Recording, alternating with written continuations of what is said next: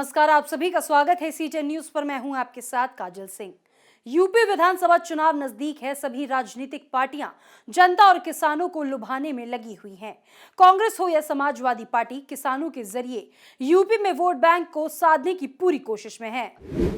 दिल्ली के सीमाओं पर किसानों का प्रदर्शन तकरीबन 1 साल से चल रहा है।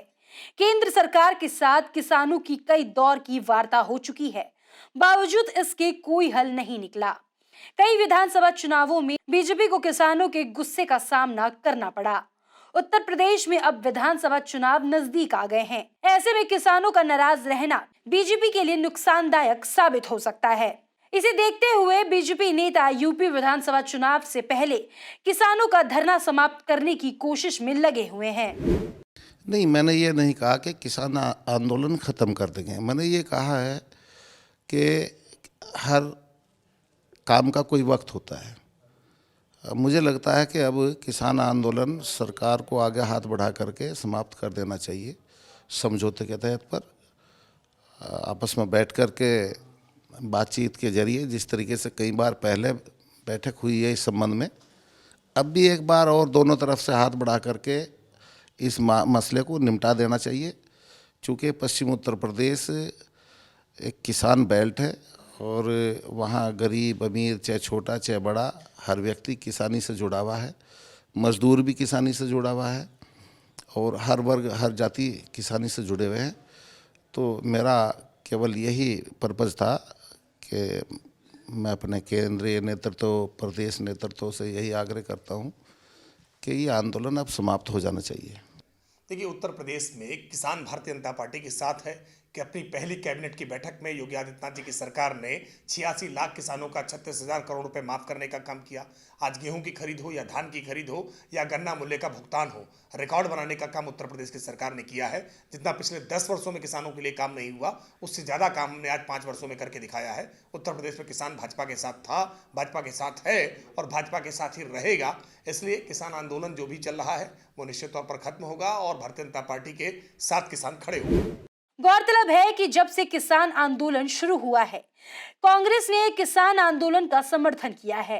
प्रियंका गांधी वाड्रा हो या राहुल गांधी, किसान आंदोलन के दौरान सरकार पर जमकर हमलावर रहे हैं।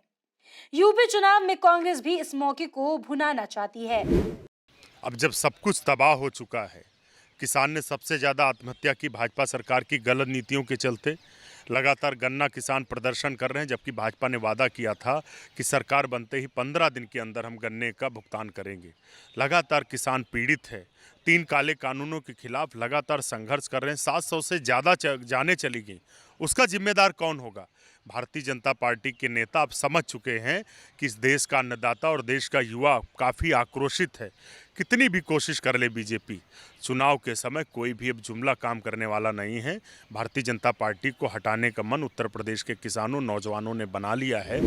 वहीं यूपी चुनाव में सत्ता की वापसी के लिए लगे अखिलेश यादव भी किसान आंदोलन के जरिए यूपी में जनता और किसानों को साधने में लगे हुए हैं। किसान आंदोलन की शुरुआत से ही बिल वापसी का समर्थन करने वाले अखिलेश यादव किसानों के जरिए एक बड़े वोट बैंक को साधने की जुगत में है। देखिए, बीजेपी में एक बड़ा परिवर्तन देखने को मिल रहा है। जब सरकार बनी तो उन्होंने पता नहीं कितनी छुट्टियां ख़त्म कर दी। अब जो नया कैलेंडर आने जा रहा है 2022 का, उसमें बहुत सारी छुट्टियां जोड़ दी। अभी लेटेस्ट आपने सुना है छठ है आज, उस छठ की भी छुट्टी भी सरकार को देनी पड़ी। क्यों? क्योंकि सरकार को मालूम है चुनाव है और जो सरकारें, जो राजनीतिक दल चुनावी एजेंडे पे काम करते हैं, उनको जनता समय आने पे उखाड़ फेंकती है। किसानों के लेके इस देश में मेरे ख्याल से स्वतंत्र भारत के बाद सबसे ज़्यादा अगर अपमानित किया गया तो मोदी की और योगी की सरकार के द्वारा किया गया। खालिस्तानी, पाकिस्तानी, पता नहीं क्या क्या शब्द कहे जो मैं अपनी जिह्वा से कहना भी नहीं चाहता। आज उन किसानों को लेके चाहे वो वरुण गांधी का रिएक्शन हो, चाहे इनके तमाम मंत्रियों का रिएक्शन हो, वो पॉजिटिव होता चला जा रहा है। कारण चुनाव। बीजेपी सिर्फ और सिर्फ चुनाव के नफ़ा नुकसान को लेकर राजनीति करती है।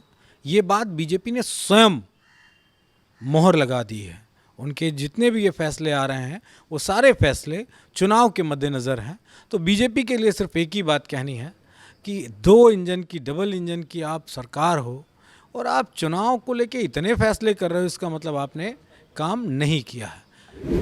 वैसे तो किसानों के हित की बात हो तो सभी पार्टियां करती हैं, उनका वोट भी सभी को चाहिए, लेकिन दशकों बाद भी किसानों की हालत जस की तस बनी हुई है।